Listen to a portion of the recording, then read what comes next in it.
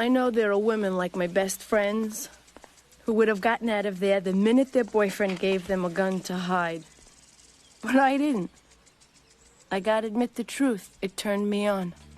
This year is the 30th anniversary of Goodfellas, obviously. We just celebrated that anniversary. And when I think of awe-inspiring, I always think of that famous Steadicam shot to the Copacabana. What do you remember about shooting that scene in particular? It's such a beautifully choreographed moment.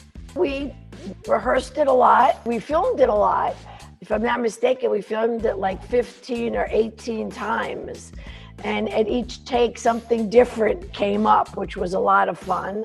Thank God for Ray Liotta. He teased the people kissing and how we picked food off of the trays. I don't think that was in the script. So there was a lot of fun things, that happened. One other sequence that's sort of key to the movie is where you tell Ray Liotta, Henry, that you were harassed by a neighbor, and then he goes and beats that neighbor up. And that's sort of the moment where you realize who you're marrying. What's key about that sequence to you? How did you feel that sequence was important to the film? I think the most important part of it for Karen Hill was, yes, she realized who he was. Yes, he was the antithesis of her family. She was brought up Orthodox Jewish. She totally did not want to marry her father. And Henry was the opposite of that. He was dangerous and sexy and something that, her father was not.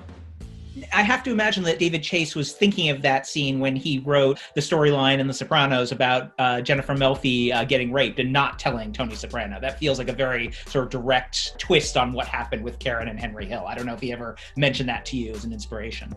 Well, Robin Green wrote that script. She apparently had a friend who was raped in a garage. And I guess she went to David at the time and said, this is what I would like to write in this episode.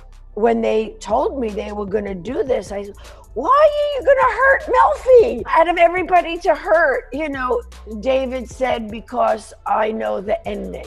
And that's because she doesn't tell him. God, what's the matter? He felt it was really a question of her ethics. If she told him, she knew that he would go and hurt him.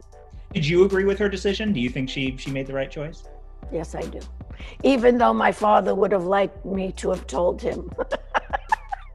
Laughing because my mother and father was screaming, tell him, tell him. I mean, you want to say something?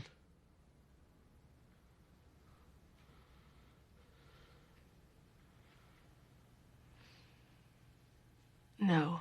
Well, the crazy thing about the actor who played the rapist was a fireman. It was so emotional that he had to stop at one point and say, I save people for a living. I don't hurt people.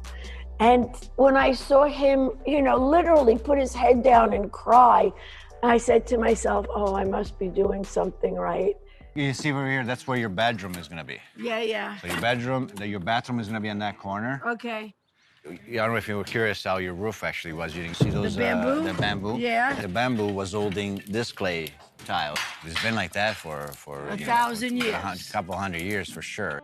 If there's one thing you could sort of say about the biggest difference between the American and Italian real estate market, what would you say? What's the most shocking thing about the way things work in Italy versus here? Everything is done by hand. There's no drywall. They plaster the walls 3, 4, 5 times. I kept going, when's the drywall coming in? That's a big difference. I don't know if we could really afford to build like that here anymore. I was in awe.